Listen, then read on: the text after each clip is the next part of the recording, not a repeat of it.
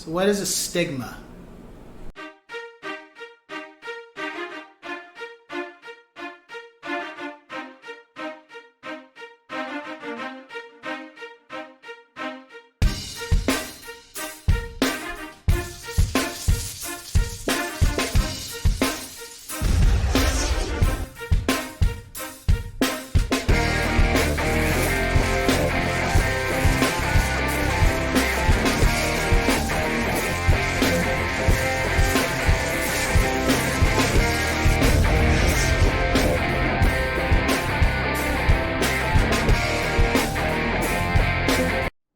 What's going on, ladies and gents in Cyberland? Come back to another educational video, and this time we're going to talk about the term of stigma.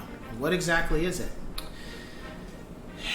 So a stigma is a belief that tends to happen with the public when somebody overhears this and somebody overhears that, and then it starts to become a belief that is not true.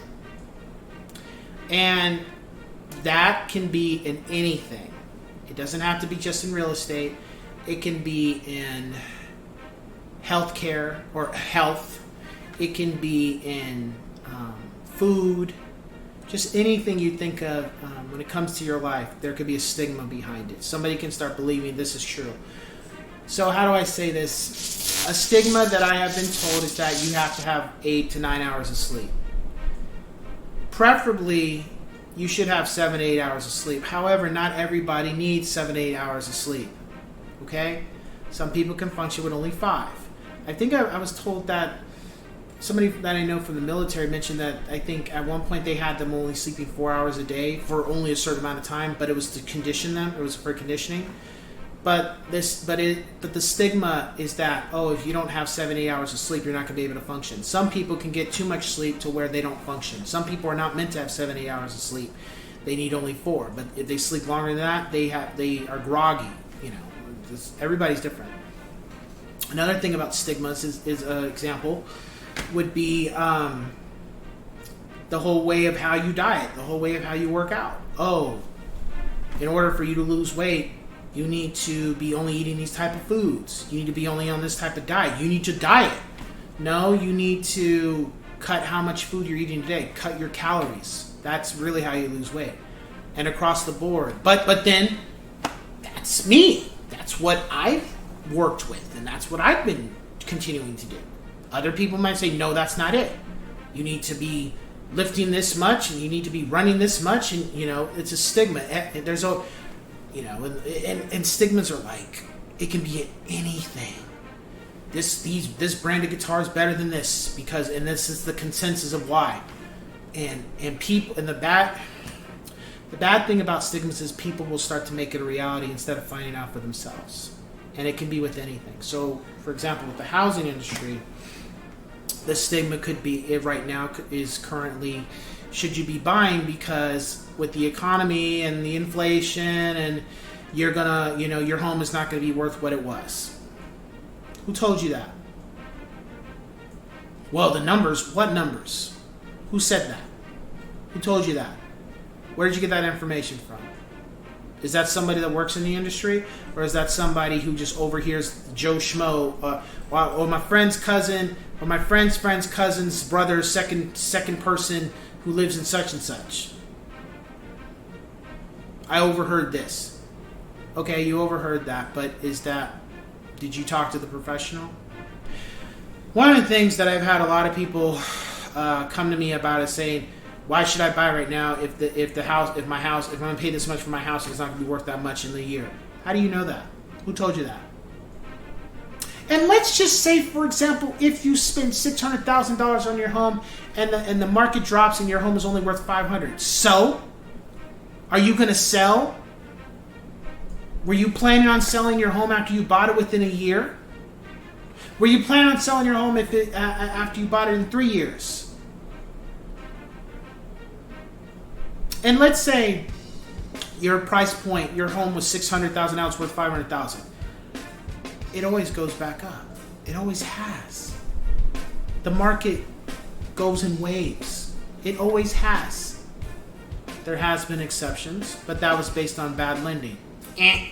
2008, in general, we do have a recession when it comes to buying. Why? Because at times people's mindset of what they buy changes. It happens every 10 years. What was in for these 10 years is no longer in. Good example. Do you know, for those watching, one of the trends of the 80s that women, my mother had this outfit, by the way, was the shoulder pads. Like, they called them that, but women would have on their shoulders where these things would stick out like a triangle. If you've seen Clue, the woman who, I think it was Miss Peacock, she had an outfit where her shoulders were out like shoulder pads. That was the thing back in the 80s. Is it a thing now? No. And you could say that was a recession. Why? Because women stopped purchasing those outfits. Why? Because people's tastes change. In the 70s, people used to have brown wood on their walls. That was an in thing. Do people still do that? No. At some point, people's interior of their home, carpet was a thing. It no longer is. Hardwood has been a thing. At one point, vinyl was a thing. People's taste change every 10 years. So what was in is now out. What was out is now in when it comes to purchasing. Homes are no different. People in general want a big house. But as people get older, their mindset changes, so they want a smaller house because they don't have kids anymore. Kids are grown. They don't want as much house to maintain. But then the stigma is that, oh, I'm not going to be able to sell my house because it might be too big and people can't afford it. No, there's always going to be somebody who can afford it. Oh, I don't want to buy this house for this much because it's not going to be worth that in a year. Who told you that? Stop using that as a crutch. If you don't want to pay for the house, don't pay for the house. Stop thinking that the market is going to make a difference. Because just so you know, for those watching, the prices will start to slow, okay? But the prices are not going to go down. If you want a home, go get it. Do what you need to do to get it.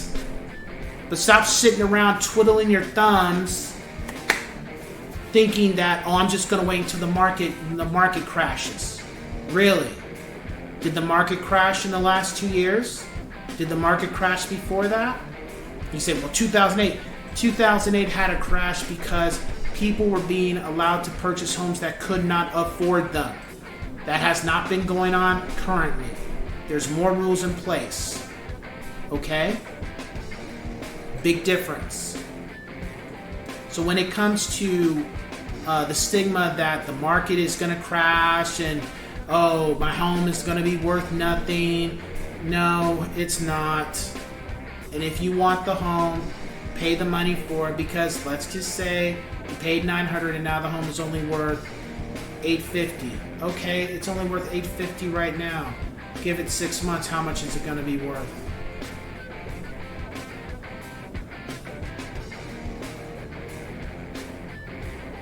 Again, I've said this in plenty of my other videos too. It's also what you deem as important.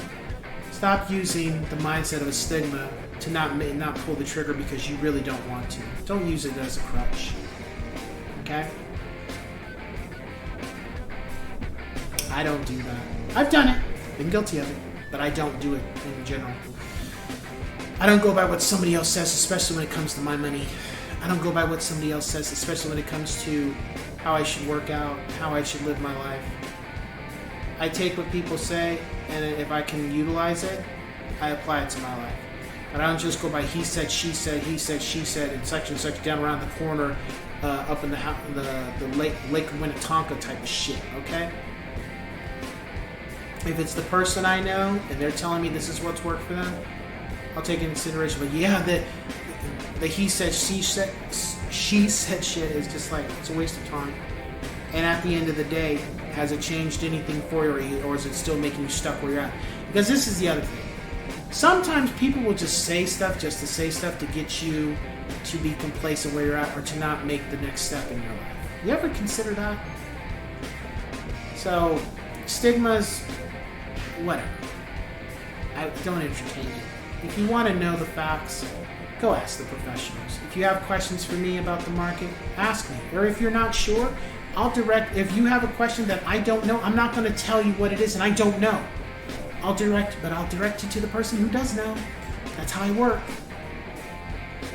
So with that being said, ladies and gents, I'll catch you on the next one.